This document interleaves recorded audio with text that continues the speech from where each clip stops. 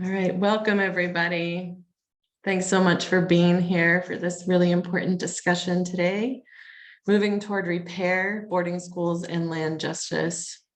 My name is Brenna Cousin-Anglada, and I'm here with Sarah Bradley and Amy Walsh as part of the team here at Nuns and Nuns Land Justice. We'd like to welcome all of you and say thank you for being here. We're incredibly honored to have with us today two amazing human beings, Maka Black Elk and Henry Greengrass, both of whom are descendants of survivors of Catholic-operated boarding schools, both of whom work for healing within their communities and more broadly. We're really grateful for their willingness to help us explore the connections between the need for boarding school accountability and healing and land justice. But before I turn it over to them, I just want to share a little bit about the Nuns and Nuns Land Justice Project, especially for those of you who may be joining us for the first time, and how we understand our deeper connection to the movement for boarding school truth and healing. So I'm going to share my screen with you. Here we go.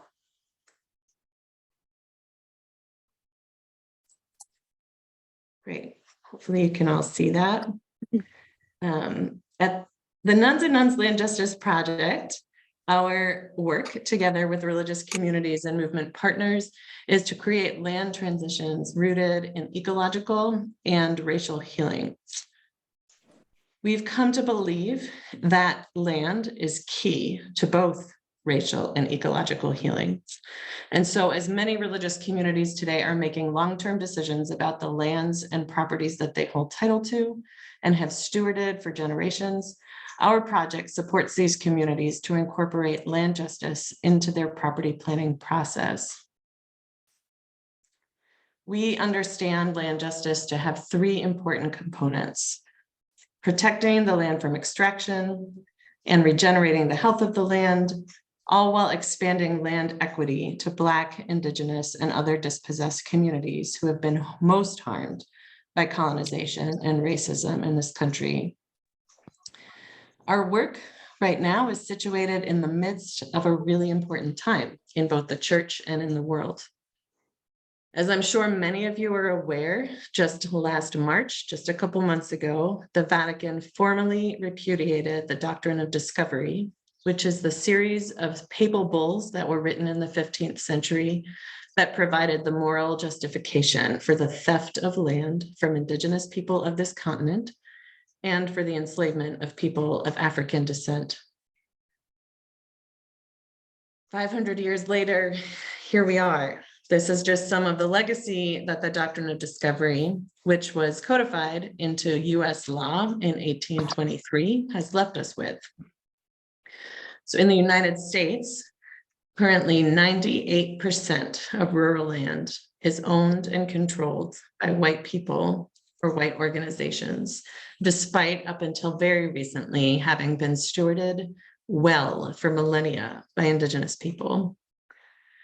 And the way this land has been stewarded in the last centuries has led to what we know now as an unprecedented climate crisis. This is just one of the ways that we see that the need for racial and ecological healing are both so intertwined. It was this same hubris of Christian supremacy that undergirded the doctrine of discovery that also gave birth to the Indian boarding school policy in the United States and in Canada in the 19th and 20th centuries. This policy, which was enthusiastically embraced by most mainline Christian denominations, including Catholics, was a concerted effort by the federal government to assimilate Native people to white Christian society. A major goal of the government's policy was to reduce Native populations in order to open up their land to white settlement. And the impacts of these over 400 schools, to which children were often forcibly taken against their parents' wishes, have been widely recognized, including by Pope Francis, as cultural genocide, directly resulting in the loss of language, culture, land, and even life. And so the doctrine's repudiation, which is undeniably the result of decades of grassroots organizing by Indigenous people and Indigenous nations across North and South America, was definitely an important step toward healing. But though the Vatican may have finally admitted that the concepts that they promoted in the doctrine are antithetical to Christian teaching, this repudiation itself doesn't actually undo the more than 5 centuries of damage that the doctrine has caused. We appreciate the words of our colleague, Sarah Augustine, who's the founder of the Mennonite Coalition, Dismantling the Doctrine of Discovery, that what was done in the name of Christ must be undone in the name of Christ. She says this when speaking about the doctrine.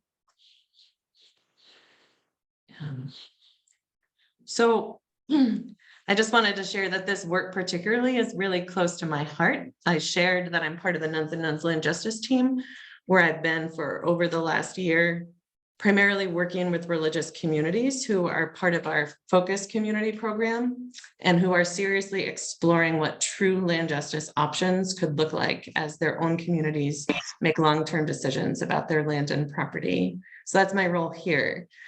But also over the last 3 years, I've also worn a different hat and have been involved in grassroots organizing, a grassroots network that's responding to the call for truth and accountability within the Catholic Church's role, about the Catholic Church's role in its operation of Native boarding schools. And it's through that work that I've been part of a working group who just last month, just on May 9th, published a working list of 87 schools that were run by Catholic dioceses and religious orders. And Maka Black Elk, who's one of our speakers today, is also a part of that group.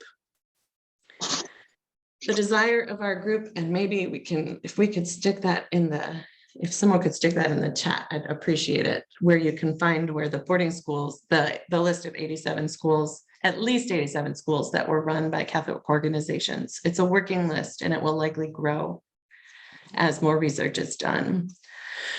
So the desire of our group, which consisted of professional archivists who work for Catholic institutions, as well as 2 Native advisors, including, like I said, Maka Black Elk, was to facilitate greater access for boarding school survivors, descendants, and tribal nations to archival records about their own history. We recognize that this is just one small step in a much larger movement for truth and healing, but that so much more is needed. The need for the church to participate in acts of accountability and repair for the destructive impacts of the doctrine of discovery, including boarding schools, is great.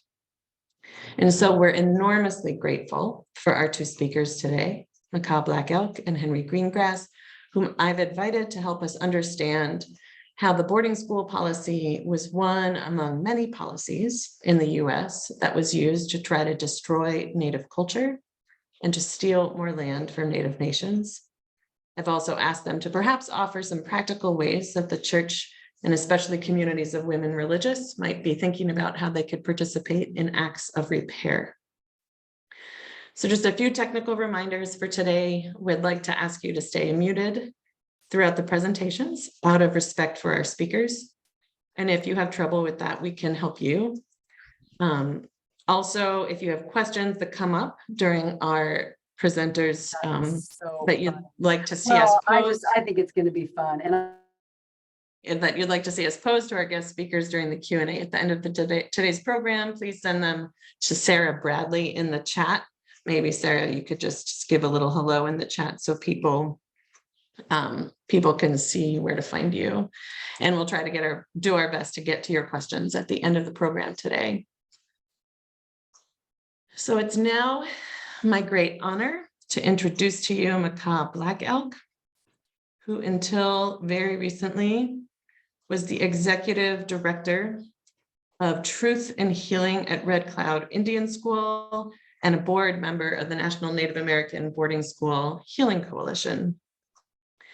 I have had the honor of working relatively closely and often with Maka over the last couple of years, as he's provided a wealth of wisdom and guidance to those of us who are not Native, but are trying to work within the world of Catholic archives to move toward greater accountability for the church's role in the harm of boarding schools. So welcome, Maka. Thanks so much for joining us today.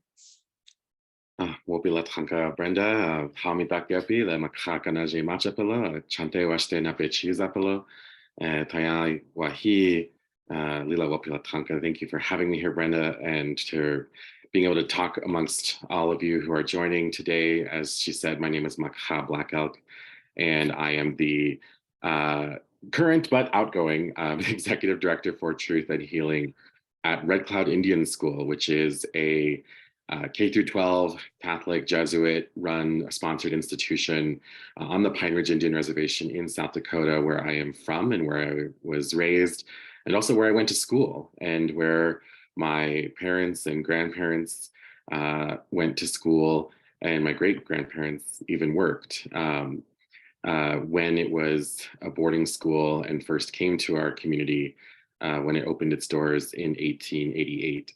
So a long history in my own family of attending the local boarding school, but also, am a descendant of other boarding school institutions, including the most infamous, which I'll talk about in a minute. But just to give you a brief overview of myself and of the work, I've been the executive director for Truth and Healing here at Red Cloud Indian School for the past 3 years.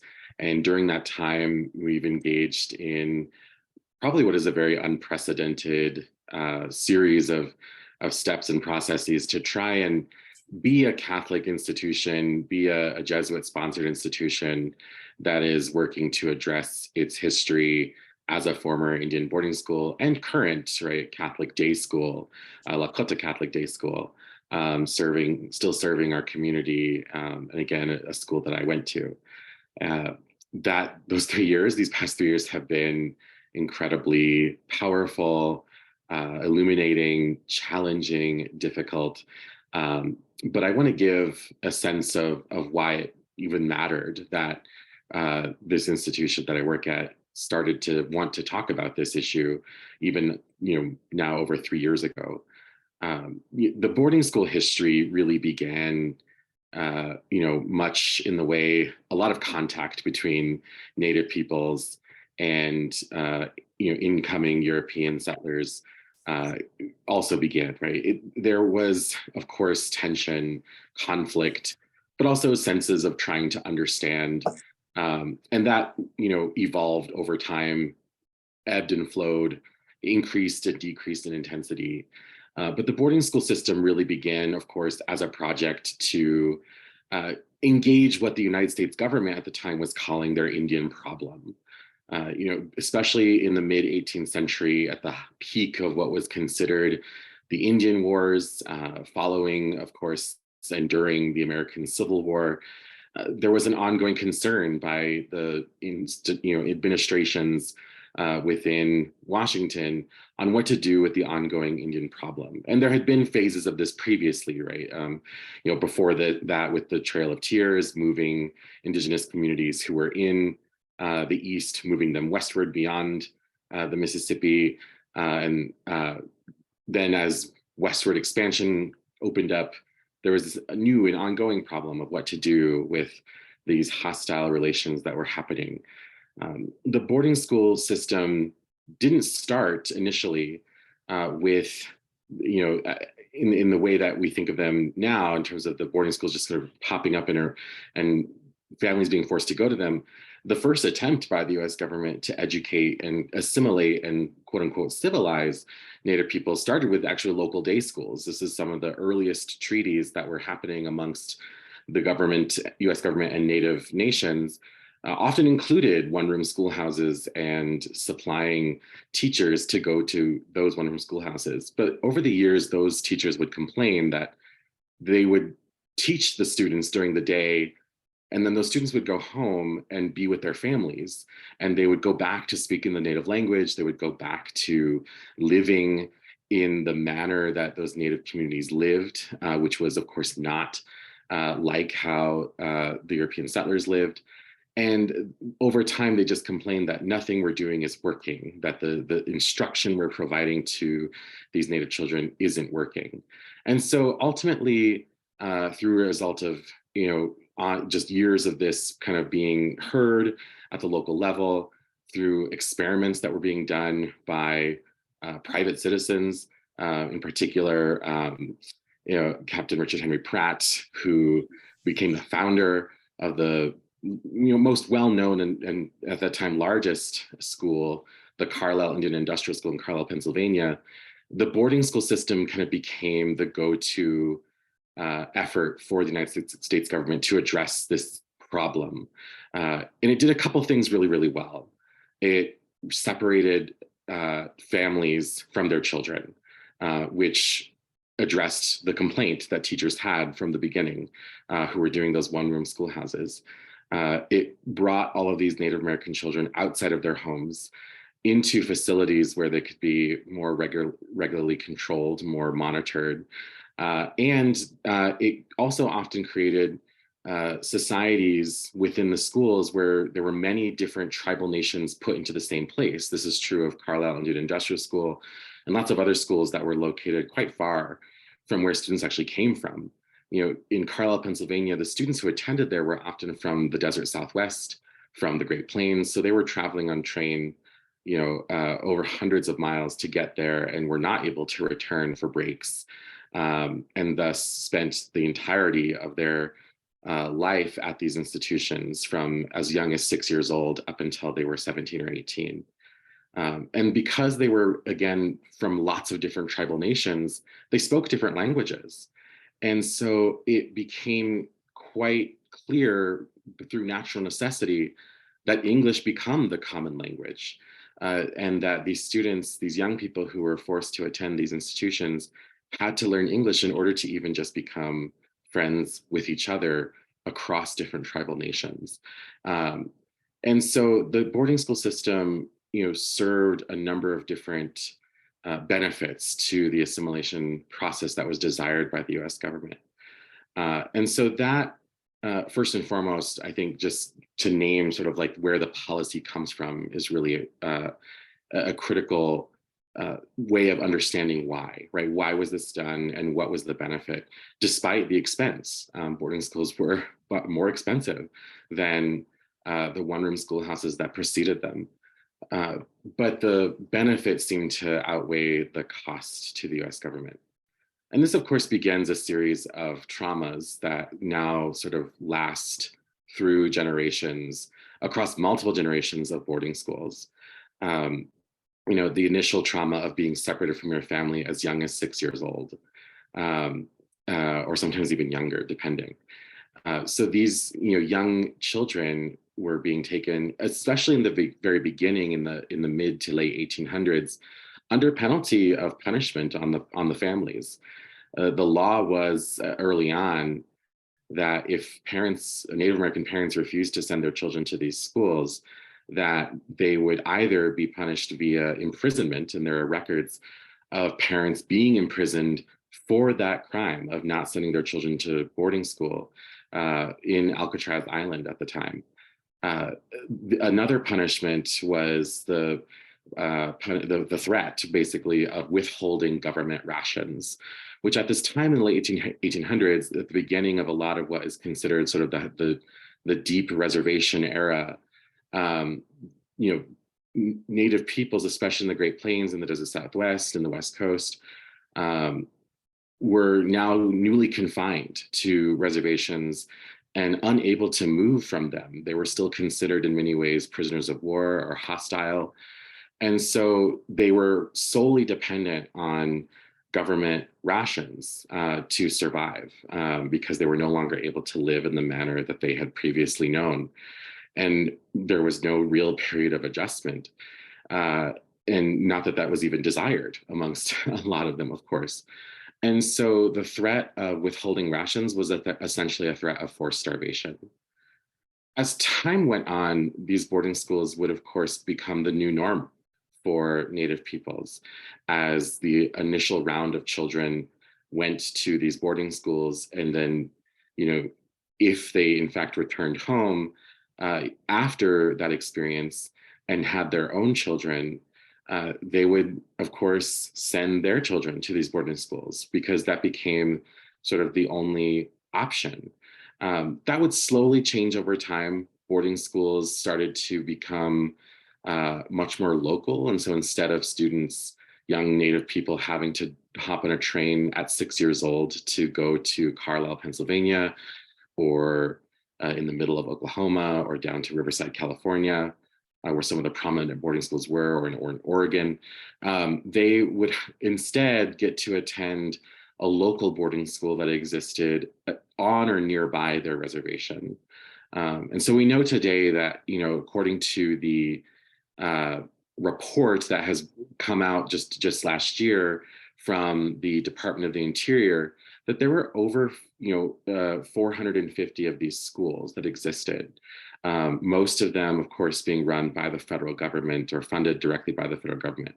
But there were also many of which that were run and funded partially, at the very least, or sometimes in full, by religious institutions and communities, including, as Brenna mentioned, at the very least, 87 of them being run by different Catholic religious orders and dioceses.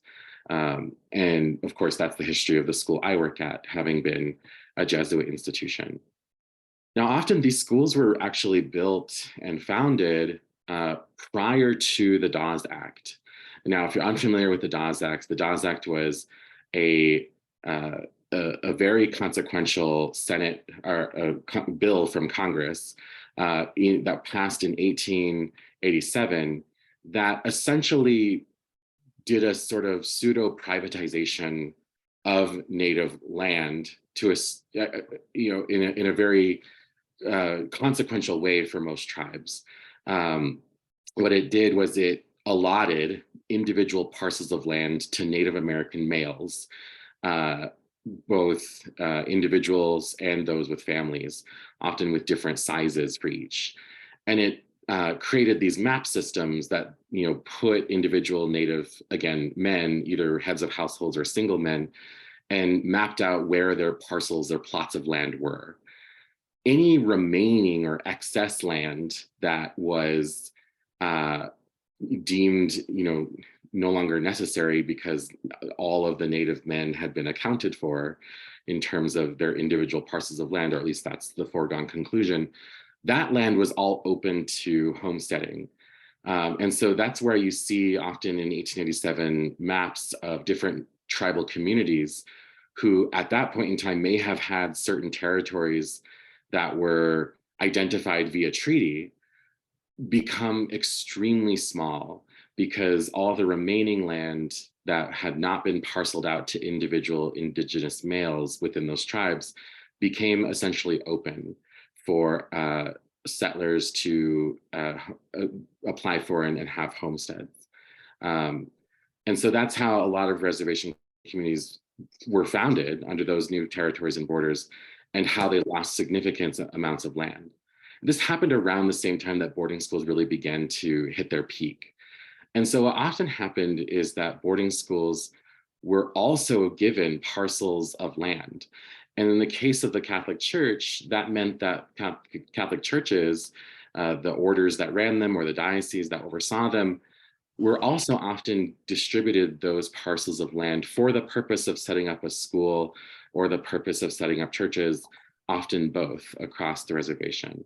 And so in a way, churches, including the one here where I work at, was a recipient of that Dawes Act and received land titlements in the same way that individual indigenous peoples were sort of accounted for and given parcels of land so that they could more live like white people.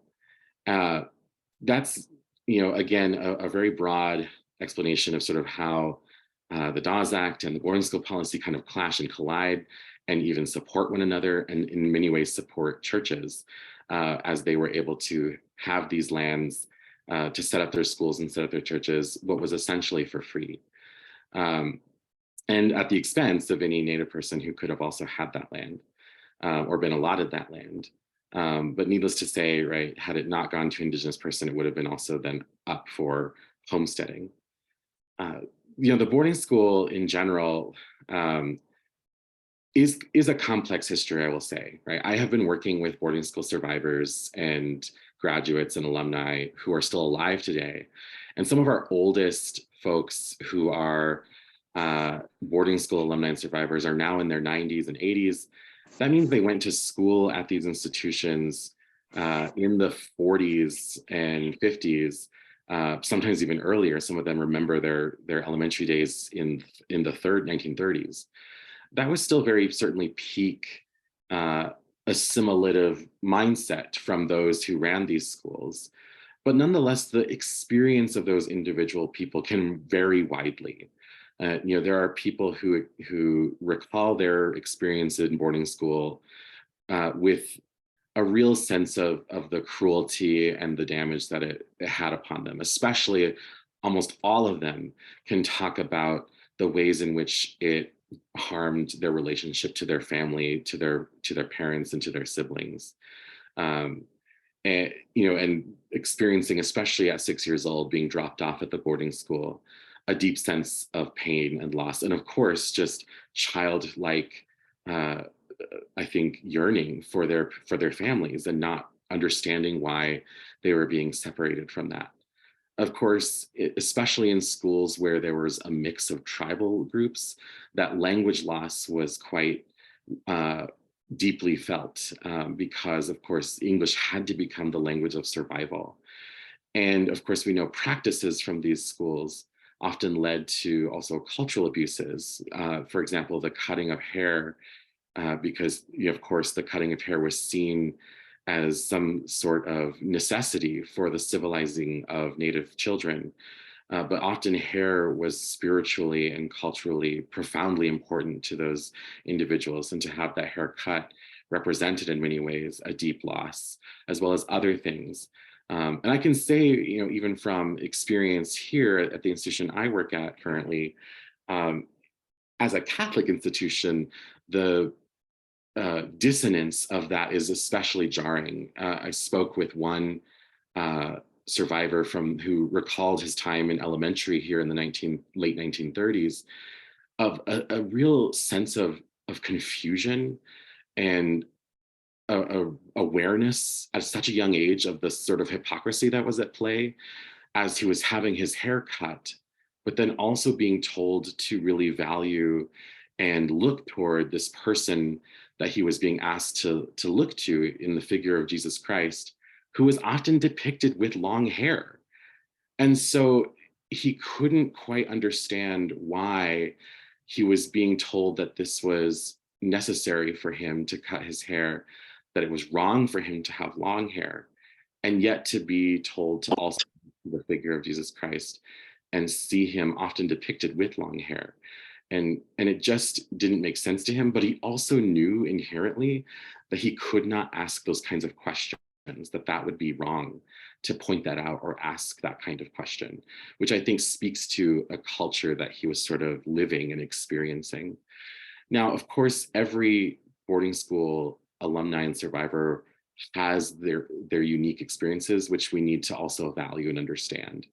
And it's really important to recognize that this history of the boarding school is both one of a very real and very important to acknowledge series of losses and harms, and that the whole system itself was wicked, and that there are still individual experiences within that system where individuals were able to find grace and still live in a way that was humanly I think profound for them and went beyond just standard survival. I'll give one example of, even just in the complexity of this history.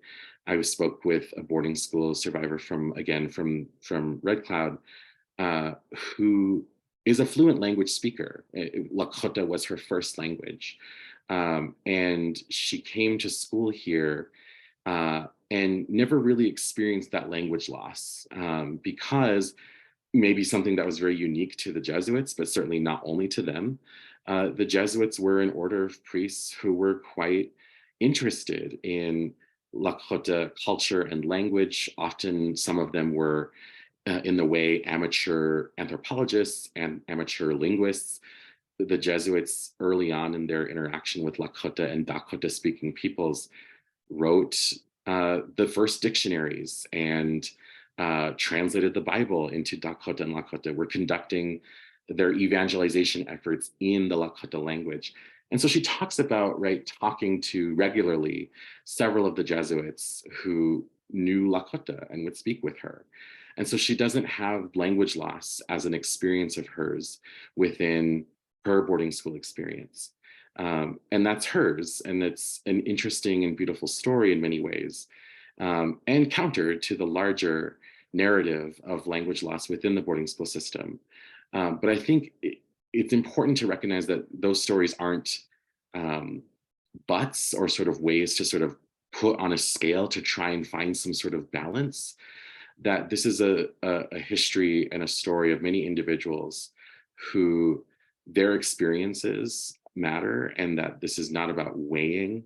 This is not about trying to determine the extent to which something was good or bad. This is about trying to help individuals and whole communities find healing through the various losses that have taken place, and supporting those who have found ways to be healed. And so, talking about healing in general, I just want to say that, there are many things that different religious orders, different dioceses can and should do to begin to take that step toward repair. I think we understand that when harm is done, that the first thing that the person who is sitting in the seat of the perpetrator of that harm must do, if they are to, engage in the process of healing, is to admit, is to own, and is to certainly non-equivocally and with unflinching honesty, talk about and admit the wrong and the harm. And so it's important that that step be understood and also repeated, because again, we can't just say things once. New people will always come forward and wonder, hey, what was done about this? Or why am I just now learning about this? And so there has to be ways in which this becomes a part of our normal conversation of understanding how apology isn't just a single event, but apology and acknowledgement is a way of being that is cyclical in nature. And then there are also practical things that can take place. Again, as Brenna mentioned, I advised a part of the group that did work to release the living list of current Catholic boarding schools that existed across the country. Though what that did was it allowed tribes, individual Native families to find out where archival material might exist that concerned their relatives and their ancestors and their communities, but it does not guarantee that they'll have access to that. And so individual religious orders need to do a lot of work to recognize that they are not just owners of archives that concern them, they are stewards of archives that also concern the Native communities that their ministry impacted. And so that those things need to be held in a way that honors that relationship, that stewardship, and the ownership that tribes should also have over those historical records. Now, I mentioned, of course, that, boarding schools contributed to land loss. Really, when you think about it, any church that exists today on any parcel of land exists on land that at one point belonged to Native peoples. And that often churches today, religious communities today, often find their financial security through land ownership and the selling of that land eventually, especially as they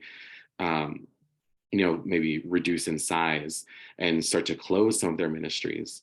So to recognize that the benefit of religious communities today is often owed to the fact that they had that land to begin with, that they had land that their various ministries, including boarding schools, existed on, and that they were able to sell that land. And so how you can think about land return, land co-stewardship, and also the financial remuneration to tribes for that land is really important. There's no one answer, and every case by case basis will be separate. But it's important to ask those questions and think about what that could mean. And sometimes that could indicate the need for churches to financially support cultural repair, language repair, because those are the things that boarding schools contributed the most to.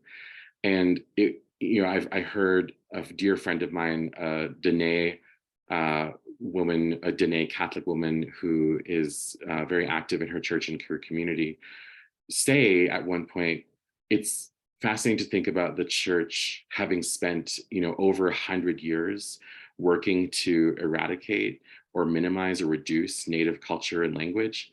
What would happen if they spent a similar amount of time and wealth and resources, including their people power and their financial power, to uplift and preserve Native culture and Native language? What would that look like for churches to do that? And a real call that they should. That again is a brief introduction to the work I've done, to the boarding school history, its impact, how language loss, cultural loss, in particular land loss, and also the benefits of that land loss by Christian communities of all denominations, but in our case here, certainly Catholic, has been a part of that story. And why it's especially important for churches, Catholic people, to recognize, and I thank you, Brenna, for offering that quote in the beginning, that what was done in the name of Jesus needs to be undone in the name of Jesus. And that part of this effort hopefully does exactly that. So I want to thank you for letting me speak on this. There's a lot to be said on this topic, and there's always never enough time, but I'm grateful to be here, grateful to offer some of my perspective. And thank you to Brenna for having me. I'll turn it back to you, Brenna, so that you can go ahead and move forward with Henry. And thanks again. Thank you so much, Maka. It's always an honor to listen to you. Anytime I invite you to speak on a topic, you cover every point that I ask you to cover, and you do it so gracefully. Thank you. I'm really grateful for your words. Maybe we'll just take a few brief moments to let what Maka said sink in. And if there's one word or phrase that he offered that is hitting you and you'd like to share in the chat, feel free to do so. Let's just take about a few moments of quiet. Apology is not a single event. All churches are built on land that once belonged to Indigenous people. Invest in centuries of repair. Pay for cultural repair. Thank you. There's 100 years, I see. In the description of your apology, how to apologize, what that means. Anyway, feel free to continue writing in the chat. Thank you. And as you do so, it's my honor to now introduce Henry Greengrass, who is a member of the Ho-Chunk and Bad River Ojibwe nations and a descendant himself of survivors of St. Mary's boarding school in Odanah, Wisconsin. I had the pleasure of first meeting Mr. Greengrass through Beth Piggish, the director of integral ecology with the Franciscan Sisters of Perpetual Adoration in La Crosse, Wisconsin, as he presented for a retreat that we, as the Land Justice team, were giving to the Franciscan sisters up there in La Crosse. They are the sisters who ran that same boarding school, St. Mary's. So I'm really grateful that he accepted our invitation to speak to you all today. So welcome, Mr. Greengrass. I'll turn it over to you, or to Henry. I'll turn it over to you. Thank you. Thank you, Brenna.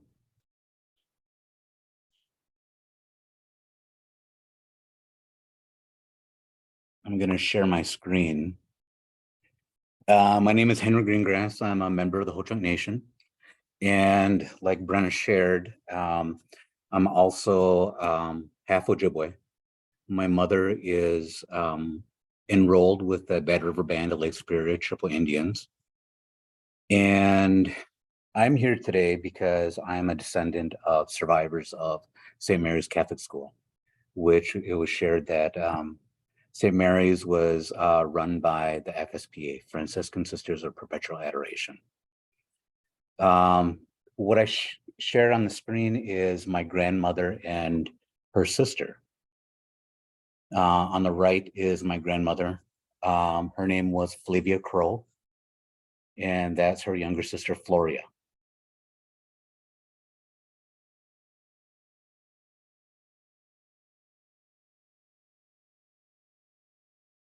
And this other picture that I just shared, the reason why I'm sharing it is because it's actually a school picture in 1951.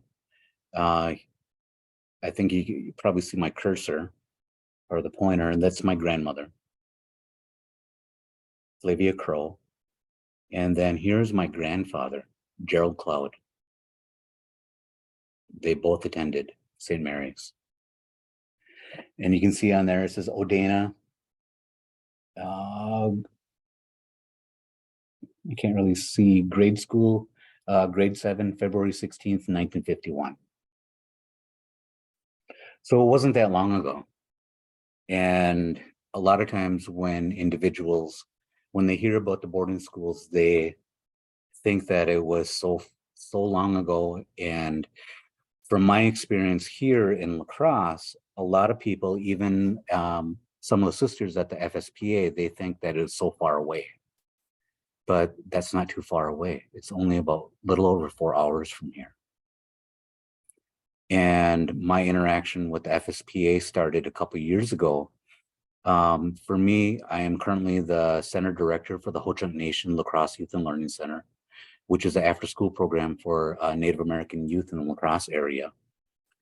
And we provide services such as cultural awareness, community outreach projects, youth council. We provide Ho-Chunk language class, physical recreation, and arts and crafts. So we're out there in the community, and we are somewhat known in the community. And a couple of years ago, an individual from the FSPA reached out because the FSPA had land up in St. Joseph's Ridge that they wanted individuals to come out there and utilize. And this was around the time an article within the La Crosse County Historical Society came out on the history of the FSPA with St. Mary's Catholic School. And I thought it was very interesting because it hit home for me because, like I shared, my mother is Bad River and my grandparents met at St. Mary's Catholic School. And this individual ended up reaching out and asked if we would be interested in working some of the land up there. And the question that I had for them was, well, aren't you familiar with the history of the FSPA and Native American tribes? And she says, oh yeah, that's the reason why I'm reaching out to you. So, well, did you read the article that came out? Oh yeah, I did, but that's why I'm reaching out to you. She really didn't get the connection. And then I had to share it with her that my grandparents were survivors of the school. And she kind of brushed it off. And from my experience with FSPA is that's a lot of that does happen because there are still some sisters that have taught there and they're a part of that community and they still think what they did at St. Mary's is a good thing. There are some survivors that, yes, their experience wasn't as bad, but there were some that the experience wasn't very good. And even with my family experience, it was not very good. So I was trying to explain to this individual, but it was it just kept getting brushed off. So I really didn't really want to have anything to do with the FSPA. Because a lot of the horror stories that I heard from my grandparents, I seen them as some very evil people. And it was a couple months later that we seen that the FSPA was having an online workshop, and they were going to be addressing residential boarding schools. And for me in my job, I need to know what is being presented out there. So then that way I know how to work with our community, the Native community here in La Crosse. So I paid the $10 and ended up logging on, and it was interesting. And that's when I first met Sister Eileen. At the time, she was the president of FSPA. And I kind of took her off guard because when we were put into small groups to discuss what was presented, that's where I did share my family's experience with the FSPA. And I don't think she expected there to be descendants of St. Mary's survivors here in the La Crosse area. Right now where I am, I'm at the Three Rivers House for the Ho-Chunk Nation, which is probably about 5 blocks from the convent. You know, the base, the headquarters of the FSPA. And I don't think a lot of people, or even a lot of the individuals from FSPA, realize that there are a significant amount of Ojibwe or Chippewa that live here in the community. My mother lives here with me. I take care of her. And to be honest, she has no interest in meeting any of the sisters based off of our family's experience. So that began my my relationship with the FSBA. And Henry, I'm wondering, you're still screen sharing? I'm wondering if you're willing to stop so we can see you better. Well, if only, thank you. okay. So, all right, working with the FSPA has, like I mentioned, it has been interesting. And I have met with Sister Eileen in the past, worked with her, visited with her a few times, and I've met with the new leadership. And we have actually started to establish a relationship, because I believe that in order for the FSBA to acknowledge, take accountability, and make any type of meaningful reparations, that I need to work with them, because I'm not 4 hours away. I'm not over 200 miles away. I'm here in the community. And the relationship is actually going pretty well, but I am still leery on how much to be involved with them.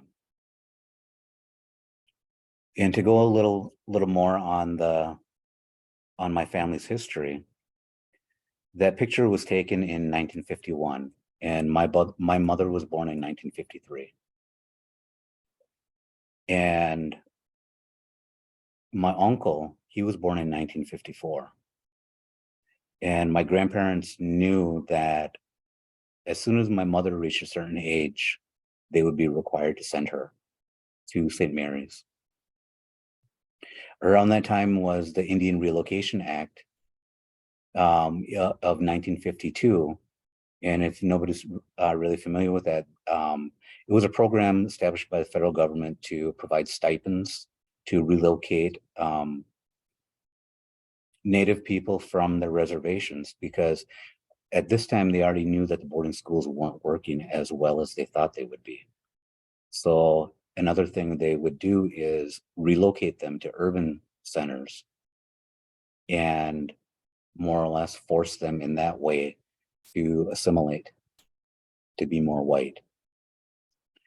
And there are some that did take that, did take those stipends, they did utilize those programs. And my grandparents they did utilize that program. And when I asked my grandfather about it, he said, "You have to pardon my language." He said, "There's no way in hell I'm gonna let those fucking nuns get a hold of my kids like they got a hold of us." And those were his words exactly. So you have to figure, he was born and raised up in Bad River. So was my grandmother.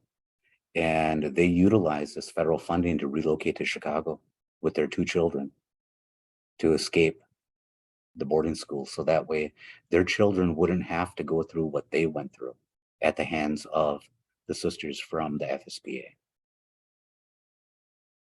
That's pretty drastic, even back then in the 1950s. So from there, my mom is the oldest out of 15 kids. And 13 of them, well, pretty much 12 of them, I believe. 12 of them were born in Chicago. It wasn't until probably about the 73 when they relocated back, when my grandfather relocated back up to Odanah, back up the Bad River. By then, my grandparents already split up.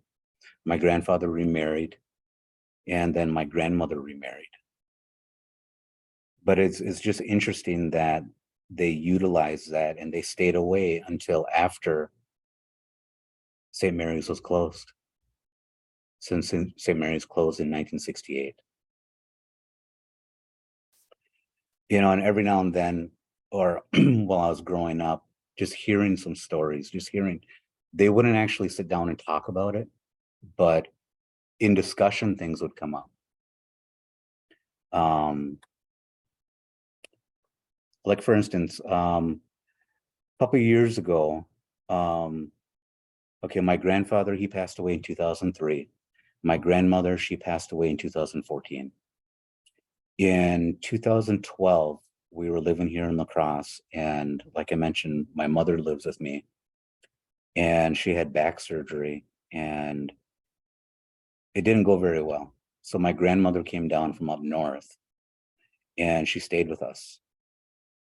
And this was great. It was an opportunity for my kids to spend time with my grandmother, to establish that relationship with their great grandmother, their kubere.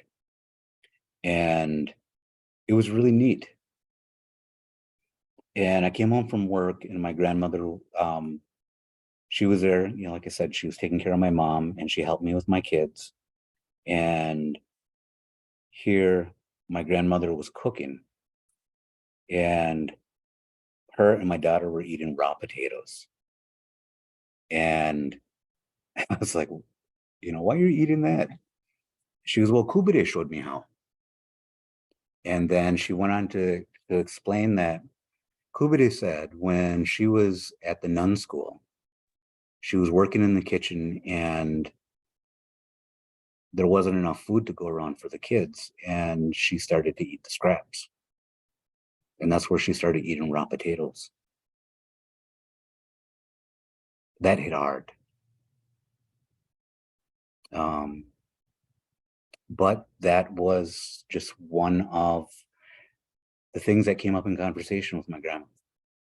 No, she wouldn't sit down and actually talk to us about her experience, but through the conversations, everyday conversations, it would come up. You know, there was another time where she talked about how close she was with her sisters, because she was the oldest. And she talked about how when her younger sister, Franny, when she came to the school, she was scared. And She snuck out of her side of the dorm and she came over and she slept by my grandma, by her older sister, because she was scared. Well, the next day, she was caught by one of the sisters, and my grandmother was punished, and so was her younger sister. And one of the things that she talked about was having to kneel on rice for, she said probably about 2-3 hours, kneeling on rice, holding a broomstick, arms straight out. Every time her arms went down or she'd slouch, she'd get hit with a yardstick. And that was just for taking care of her sister. So a lot of this would come up in conversations. And it is hard working with FSPA, knowing I'm not sharing everything that was shared because we don't have that much time. But this is just a small portion of what was taught or told to us about the legacy of the FSPA St. Mary's. And this is just my family.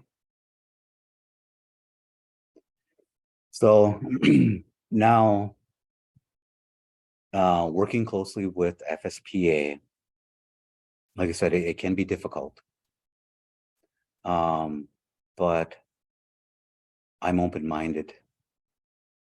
And I know I can't hold on to that hurt.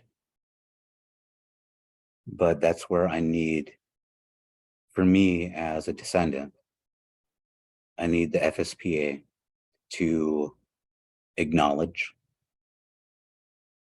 everything that they've done, good and bad.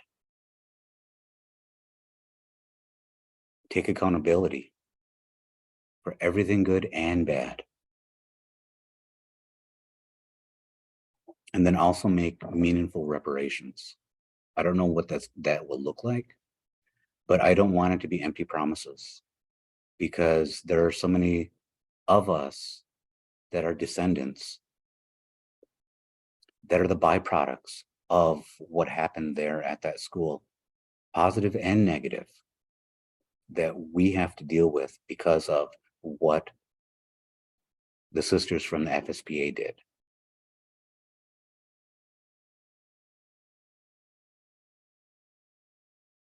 And I think with that, my time's up.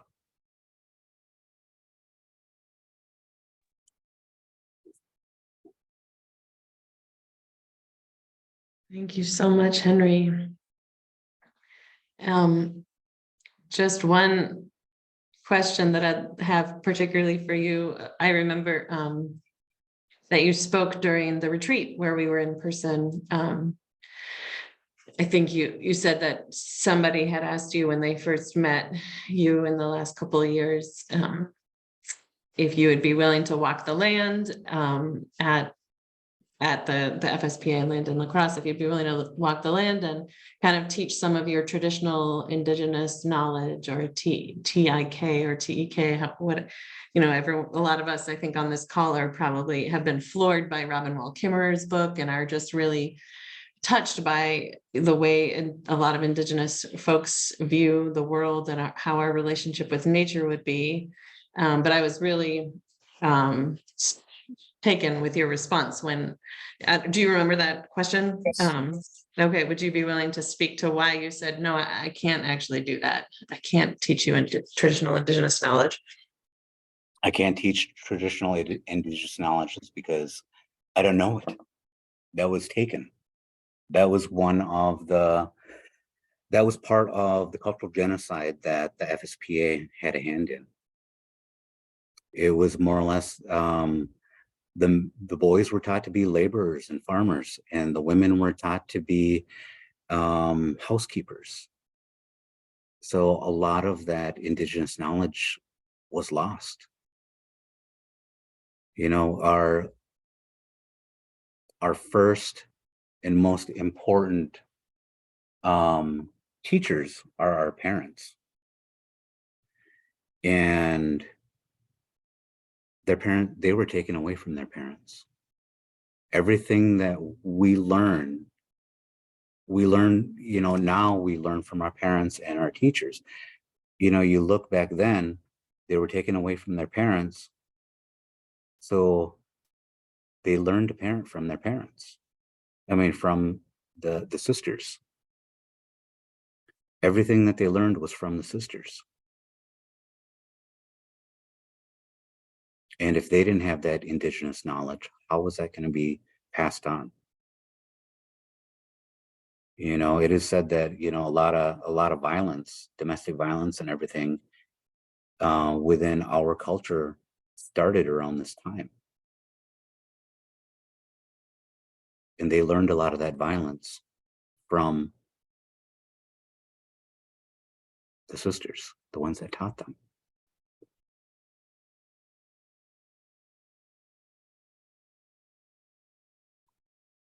Thank you. Thanks again. In a couple minutes here, we're going to invite Maka back up and we'll have some time to pose questions. So those of you who are with us, you want to just take another couple moments of quiet and let the words of Henry Greengrass, coupled with the words of Maka Black Elk, sink in. And if there's anything bubbling to the surface for you, comments or questions you'd like to make, please send them to Sarah in the chat. Sarah has the word tech before her name, and we'll compile those and ask Maka and Henry to respond. Just take a couple minutes to see what's coming up to the surface for you. Thanks. I'm seeing a lot of some comments in the chat of gratitude and feelings. Also feel free to type your gratitude or emotions in the chat. All right, well, thanks again, both of you, Maka and Henry. I'm wondering, so I've heard both, Maka, you spoke about the Dawes Act. So it seems like the US government has had numerous policies, many of which were not even mentioned here today, that were used to try to eradicate Native culture and with the end goal of opening up more land for white settlement. And Maka, you mentioned the Dawes Act, parceling off Native reservation land and giving sort of the leftovers both to white homesteaders or church properties, including boarding schools. Some of that property went to boarding schools. And Henry, you talked about the Relocation Act of the 1950s, encouraging Native people to leave their reservations and go to the cities. Yeah, I've heard other Native speakers speak to the fact that boarding schools themselves were kind of a way to, if the end goal if like Captain Richard Henry Pratt said, the goal was to, quote, kill the Indian and save the man. If there are no Native people left, if Native people can all assimilate to white culture, then there is no legal obligation for the United States to hold this reservation land in trust. And there's no longer a reason, and all that land becomes opened up. Is this something that either of you have thought about or talked about, or how would you react to that?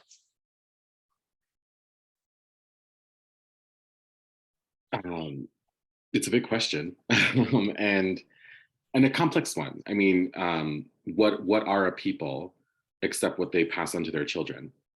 And to engage in a series of systems that the United States government engaged in with the support of Catholic and other Christian denominations to essentially remove that component of a people, right? To remove the capacity by which they pass on knowledge, pass on language, pass on culture to their children. That's a real clear and very strong message of what the desired outcome is, right? The eradication of Native peoples as we know it. And it's complex because clearly that didn't work, right? The thing that's challenging about all of this that makes this narrative very complicated is that um, you know, it's easy to focus on Indigenous history and see it as a series of not isolated, but as a series of deeply interconnected traumas and deeply interconnected policies that were very clear on the US government side in what their purpose was, whether that is the Dawes Act, as I mentioned, whether that's the Relocation Act that Henry mentioned, and numerous others, the Indian Reorganization Act, the Indian Removal Act. I mean, there were so many things that we can name that, and then of course, policies since the 80s that tried to undo them to various degrees of success. The story that's also equally important to tell is one of Indigenous resilience and hope, that the government and Christian denominations that engaged in all of these efforts essentially failed in their results. And granted, I really want to thank Henry for his vulnerability and for his answer to that question that you proposed to him, right? That I can't teach you traditional Indigenous knowledge of this land because I don't know it. And that is the story for a lot of Native peoples, that there has been culture that has been lost. There has been language that has been lost. And that's true. But telling the story of our resilience doesn't make that untrue. It also just supports, I think, the also equally true message that, and I told the story of one of the boarders in my comments, right, that language to her was never lost, and so that's a really important thing for her. She's been able to pass that on to her children. She's worked so much today in her old years in language reclamation work. There is Indigenous resilience and hope, and our story isn't a single story of ruin. And that makes this story very complex. But I think it's important to acknowledge that. And I think what the Catholic Church can do in its attempts to acknowledge and support is to not only acknowledge the harm and the damage and own that, but also to support the resilience and the hope. And so I don't know if that truly answered your question, but I think it's just important to sort of name the interwoven and deeply connected stories of trauma, violence, loss, and the stories of resilience, hope, and ways in which survivance has been also a strong part of the Indigenous people's story in this country. And that's a braid that can't be untied.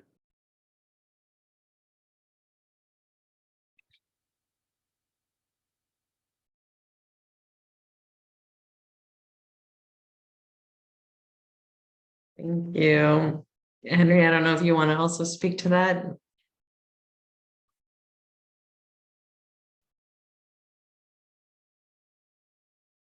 No comment at this time. But I really like your response. Okay, thanks. We're getting a couple questions in the chat about, can you hear me? Yes. Okay, sorry, my internet, I came to this office to make sure I'd have good internet and it's backfiring. Sorry, so let me know if I cut out. A couple of questions in the chat about ICWA which is the Indian Child Welfare Act, which was passed due to a lot of this Indigenous resilience and Indigenous activism, got ICWA to be passed in 1978 to stop Indian children being taken from their families. There was like an enormously high rate of Native children being taken from their families and placed with white families for adoption. And ICWA aimed to stop that, or at least stem that, by requiring that first the child's tribal, the nation that the child came from, first had got the first say in where the child was placed, and often wanted to make sure that the child was placed with family or at least with the tribal nation, and that's under threat. So there's some questions here about ICWA, and I know we were talking about it just before the webinar today, and Maka, you had some thoughts on that. I'm wondering if you're willing to share. Sure. For those who aren't aware, right, the Indian Child Welfare Act was a landmark legislation that passed several decades ago from the U.S. Congress. That was a really grassroots-led effort by Native communities to combat what was essentially an ongoing pattern of the U.S. government to remove Native children from their families, in the same way that the boarding school was. There's a great relatively short Vox documentary video that kind of talks about this, that I could certainly link in the chat and recommend to folks if they are unfamiliar with ICWA. But the Indian Child Welfare Act has been under threat for a long time. The last major threat before this was a Supreme Court case way back in 2015, I want to say. That was the case, Adopted Couple v. Baby Girl. Today, there's another Indian Child Welfare Act case up on the Supreme Court's docket that they've probably already decided on, Holland v. Brackeen, and that is probably going to be announced this month. And it has the potential to undo or even weaken the Indian Child Welfare Act, which tribes are very fearful of that happening. At this point, obviously, with the Supreme Court, there's not much that can be done in terms of impacting the decision that's probably already been made and just waiting to be released. But depending on the direction that decision takes, obviously there could be potential need for people to just be informed about the Indian Child Welfare Act, why it came to be, what it meant to solve, and why it's under threat. And then two, if it in fact gets weakened in some way, shape, or form, what needs to be done at the congressional level to undo whatever damage the Supreme Court made due to the law. The Indian Child Welfare Act is a very real extension of what the boarding school policy also did. The Indian Child Welfare Act was meant to try and undo that or solve some of that, protect Native families. Something that the Catholic Church is very, I think, theologically understanding of and empowering of, right? The Catholic Church believes in the sacredness of the Holy Family, rooted in our reverence for the Holy Family and an acknowledgement that parents are the first educators. This is, of course, deeply, why the boarding school history and the Catholic Church's involvement was so theologically, essentially heretical in their involvement of removing children from families. So I think it's up to this church also to think about the protection and the sacredness of the Indigenous family, and using their power and their voice to also support the Indian Child Welfare Act and its wholeness.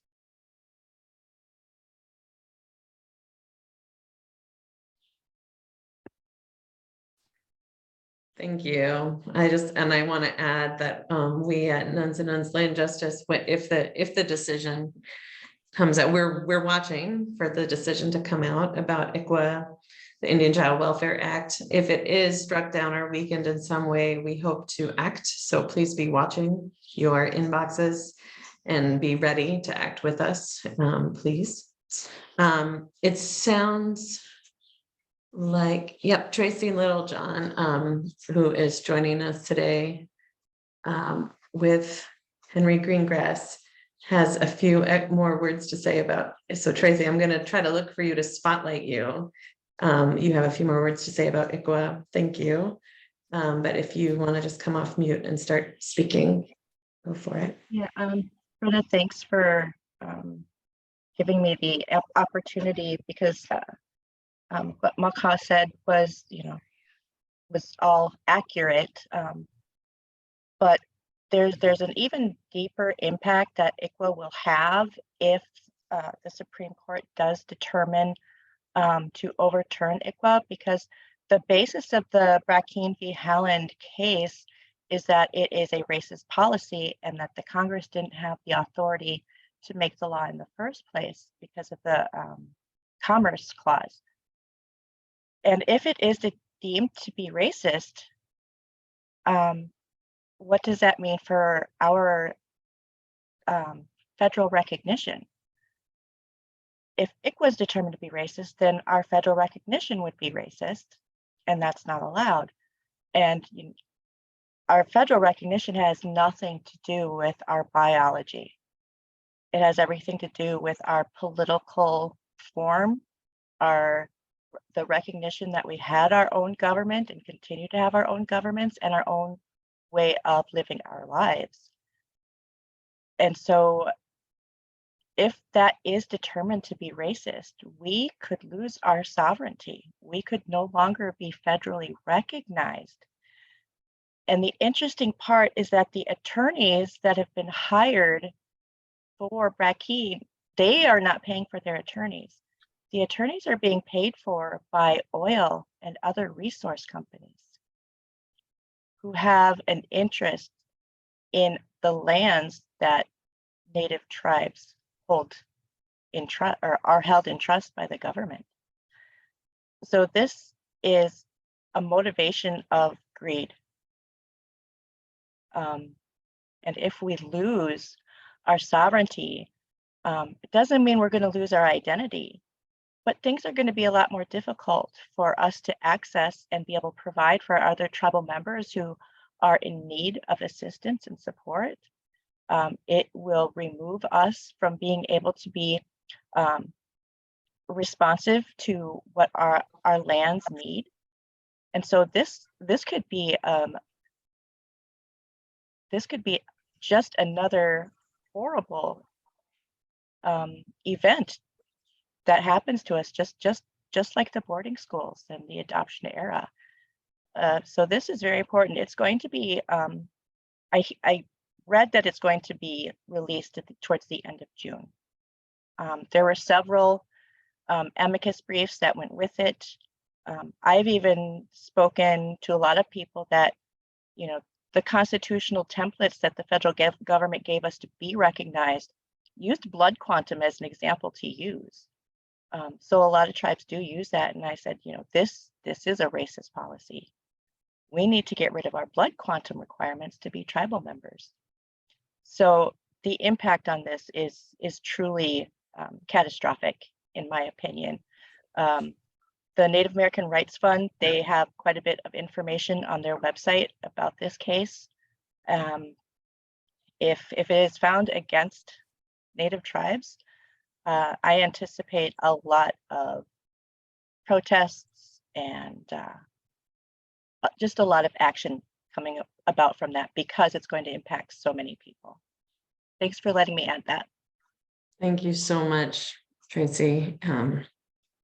Yeah, I'm really grateful. You made the point that, the basis of why they might strike down this law is that it's a racist law, whereas Native nations are saying, no, it's a law that has to do with tribal sovereignty, that we are separate separate nations and we are sovereign and we have the right to determine how and if our children are adopted.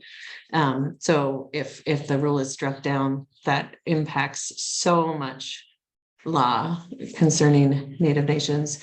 Thank you so much for speaking to that, Tracy. I think there's a couple questions. We can't get to all of them, but I would wonder if there's, I know you both touched on this a tiny bit, but if there's any particular specific ways that you would give advice or ways that communities of women religious particularly, or the church in general, could take concrete steps toward repair. Any ideas, whether you're reiterating what you've already said, we would love to end on that note.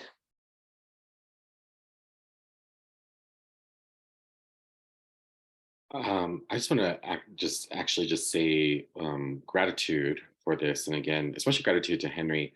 Henry, when you talked about working, with the sisters and doing this work about the apprehension, the tension, the ongoing, challenge of that, and the distrust that still exists, and that and still is like moving through that. I think I just want to personally relate and say that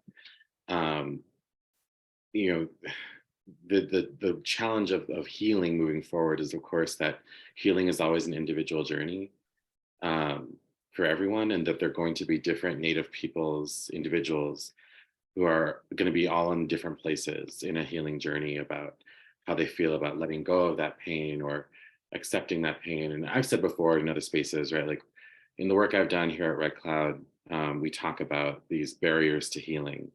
And the first barrier is acceptance of healing, of knowing that you want to heal.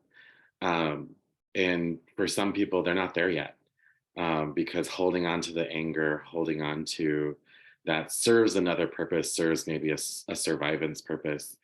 And so I offer that to all of the community listening, that the best we can do is work less on an ideological level and work more on an individual level. That essentially the experiences of individual people, the assistance and support that we can give to individuals on their healing journey is essentially what matters most.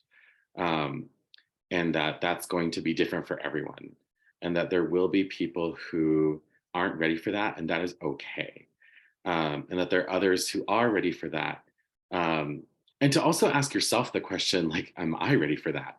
And what are the barriers that are in my way, as someone who represents, right, the institution of the perpetrator?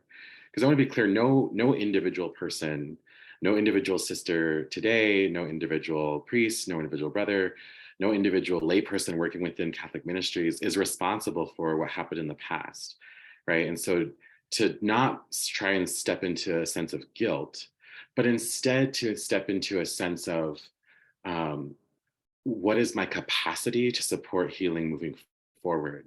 And what does that look like for me personally? What does that look like for my community, the ministry I work with? And it's just important to think about that, acknowledge that, question where you are yourself in the journey towards healing, and question, right, how you can support Native communities as individuals and as a collective community. But again, knowing that healing is always an individual journey, to do exactly that. And that's what I would offer in terms of that. But thank you.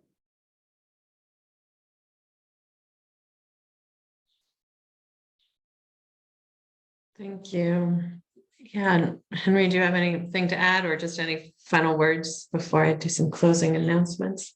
I see some in the chat, some ideas. What about giving back land or a certain percentage of land sales to tribal nations? I don't know if you have thoughts on that or anything else you'd like to share. Let's say right now, in working currently with the FSPA with the land up at St. Joseph's Ridge, we're learning together. And that's one of the things that, for me personally, I'm learning from their expertise of the land. And when it comes to a lot of the traditional crops and foods, I'm learning right alongside them. We foraged for some dandelions, and we made some dandelion jelly, and we made some mosquito repellent from that day we spent up there on the FSPA's land. And we did that side by side. And that's one of the things that I kind of mean when I say meaningful reparations. It's not like it's monetary, but they are offering that space for us to learn again what was lost, what was taken. But then also establishing those authentic relationships with the individuals, may not be specifically with the sisters, but the employees of the FSPA, establishing those meaningful relationships with them, being given that opportunity. So, going back, acknowledge, take accountability, and meaningful reparations, however that looks, or however each individual takes that as, but I am thankful for the time and the space that the FSPA is giving us up there at the land at St. Joseph's Ridge. Thank you so much. Those are really beautiful thoughts and words to close on, beautiful sentiments. And I saw a few in the chat, a few suggestions about connecting with these movements. They're for those broader movements of voluntary land tax.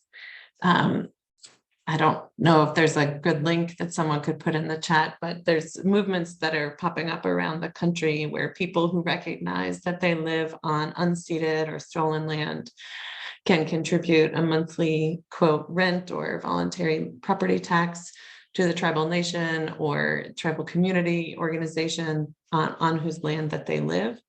That's another way of offering financial reparations. And I'm so appreciative of Mr. Greengrass talking about, and both Maka and Henry talking about establishing relationships and finding out what is desired, what is needed. And the voluntary land tax is one way to do it. It's a really great way to do it. Thanks, Sarah, for putting that in the chat. And also on a personal level. I also want to draw people's attention to, since we were speaking about boarding schools and ICWA and their connection and ways to act. Just a couple weeks ago, Senator Elizabeth Warren introduced a bill to the Senate, a Truth and Healing Commission bill to the Senate that would ask for the government to establish a commission that would look into the harms done through boarding schools in this country and give survivors a chance to tell their stories, and to explore what could be done for repair nationwide. This is a really timely bill since a lot of survivors, as Henry spoke, a lot of survivors are aging. And so any way that you can call senators, call your representatives, just have them support this bill. It's a really important national effort. And as always, you can find more programs and educational programs like this at Nuns and Nuns Land Learning. I can put that in the chat as well. There you go. All right. I invite you to put your gratitudes in the chat or come off mute and say goodbye. Thank you so much to our speakers. Henry has one more thing to say. Sorry, I'm not sure who's Brenda, speaking. Henry has a comment. He had his hand up. Oh, thanks.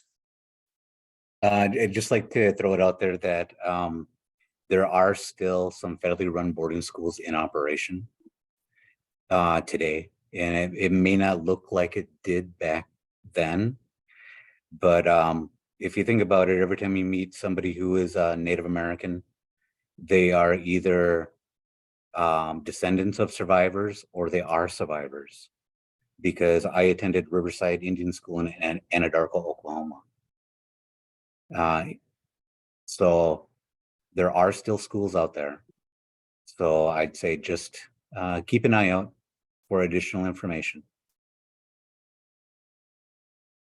Thank you. Thank you all. That ends our webinar today. Thanks for all who attended. Thanks especially to our speakers. And I see a lot of gratitude coming through in the chat as well.